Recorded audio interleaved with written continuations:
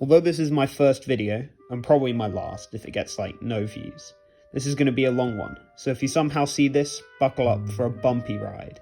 Also, sorry for the bad editing and audio quality. As I said, this is my first video, so cut me some slack. Anyway, today I'm going to be talking about everyone's favourite rage game. No, not that one. Yes, it's Jump King. I've recently had a serious resurgence of masochism, so I wanted to revisit this game and play through all 3 DLCs again. But this time, focusing on the tone and atmosphere of each area, as I think that this game is only thought of as that one game that streamer raged at, and not the achievement in sound design and pixel art that it really is.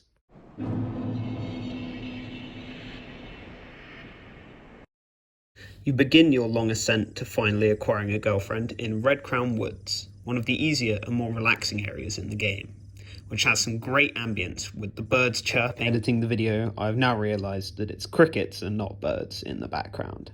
I am an idiot. And leaves rustling in the background. I also enjoyed the smooth transition to the titular crown that is actually just one massive floating red tree. The starting screen is also quite relaxing, with the fire and slightly rude, but also endearing old man, although I never figured out what the perspective is doing at the bottom.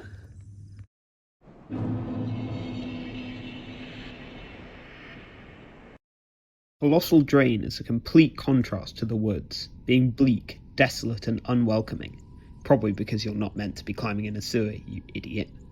Although there are still some semblances of life, in the golem-like character at the top and the flowers growing at the bottom, which you'll be seeing a lot of as it's always where you fall. You can also sometimes hear the squeak of a mouse, as well as a constant echoing, dripping of sewer water.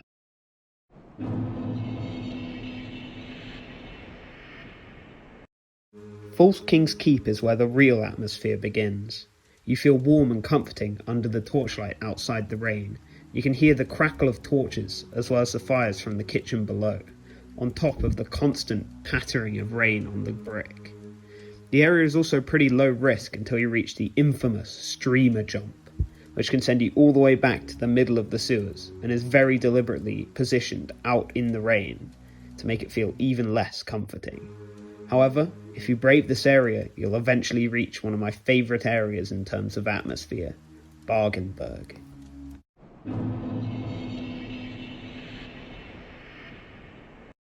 Bargainburg has some of the best atmospheric sound design in the game, and although the shop at its base gives you a slight sense of comfort, its precarious positioning keeps you stressed.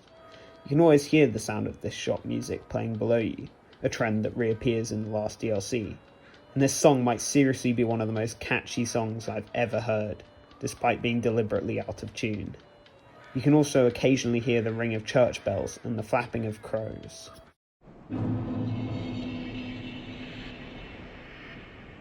Lost Frontier is a more basic area in terms of setting and atmosphere, but if you listen closely you can still hear some of the game's signature ambience and sound design, with a constant chirping of birds in the background. If you think slightly deeper, this area could be the nesting place for all of the birds flying around Bargainburg.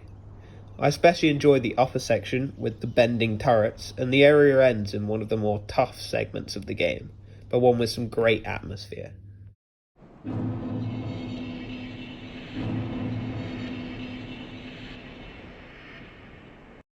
I'm going to group together Windswept, Bluff and Stormwall Pass, as they both suck, and also both have similar vibes, being heavily snowed and windy areas which give an unforgiving atmosphere, adding to the equally unforgiving platforming. I hate you, wind. One thing that does stick out for me though, in this area, is the gargoyles, which look slightly creepy and really add to the tone, but I'm also just happy that there's someone here apart from me.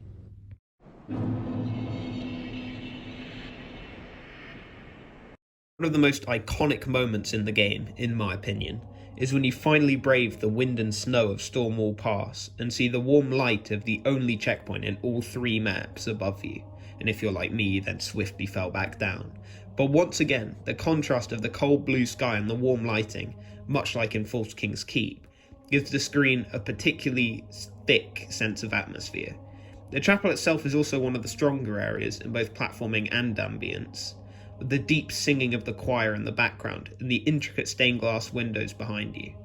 I think this makes the area seem extremely grand and important, which it is, as it's where you'll be falling for the next 2 hours.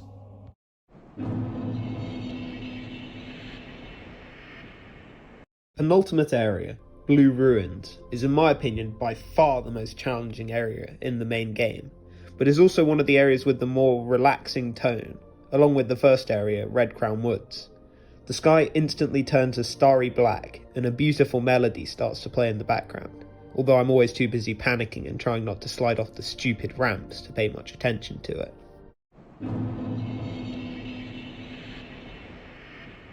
We come to the final area of the game, the tower. Although one of the more basic areas, there are still some atmosphere related things to take note of. The subtle changes in the colour of the sky as you climb, climaxing in a vibrant sunset at the top, which really instills you with the drive to climb higher, especially when combined with the triumphant music playing as you climb. And of course, the smoking hot babe, in all her 5 pixels of sexiness, is waiting for you at the top.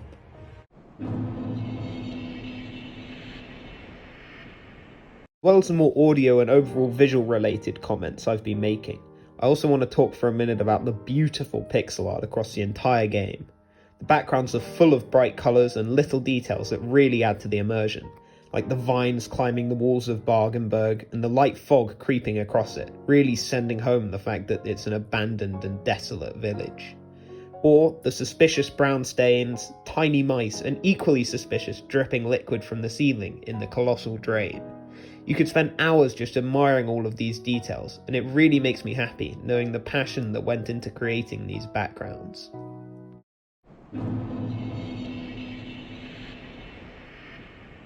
I bet right now you're thinking, but Max, why is there a conclusion if there's still 2 more maps to analyse? You said this was going to be a long video, but it's only like 7 minutes in. Well, I lied. Turns out making videos takes quite a bit of time and effort, and I don't want to make this one massive video just for something to go wrong or it to literally not get a single view. Also, at the time of recording this, I haven't actually replayed the other 2 maps yet, but let me tell you, they make the first map seem dull as dishwater. So I'm going to put in a goal. If this video gets more than like 2 views, I'll make the other 2. I'll probably make them anyway, because it's the summer holidays right now and I have nothing better to do. But if you did enjoy this video, at least a little bit, it would really help to inflate my ego if you could like, comment, or subscribe to just show me someone else is watching this and not just me. Anyway, I hope you enjoyed, and also I hope this shone a light to how much work went into that one game that one streamer raged at. Anyway, bye for now, I guess.